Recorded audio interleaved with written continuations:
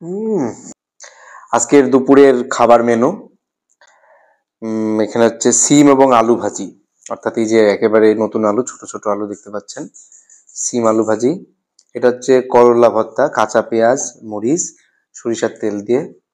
আর এগুলো হচ্ছে নিহারি, গরুর যে পায়ের যে অংশ, সেই নিহারি এটা। সাথে আছে টমেটো আর হচ্ছে শসা। আর এগুলো আমি খাবো হচ্ছে ভাত দিয়ে। তাহলে খেয়ে দেখা যাক যে এগুলোর কোনটার স্বাদ কেমন। প্রথমেই একটু করলা ভর্তা দিয়েই ট্রাই করি। যদিও করলা একটু তেতো, বাট স্বাস্থ্যের জন্য খুবই ভালো।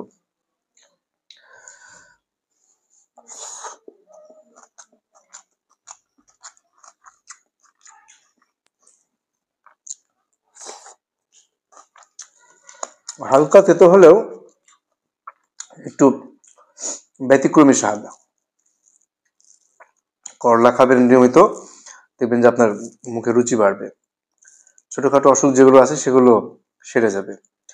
এবার হচ্ছে আমার খুব প্রিয় শীতকালে সিম এবং আলু ভাজি। হুম দারুণ।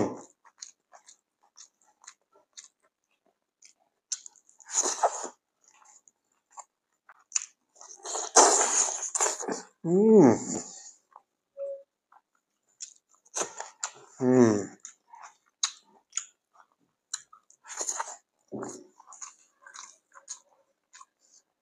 এবার হচ্ছে নিহারি। যদি এটা রুটি কিংবা লুচি দিয়ে খেয়ে বেশি মজা, তবে ভাত দিয়ে খেতেও কিন্তু কম না। আজকে ভাত দিয়ে খাই।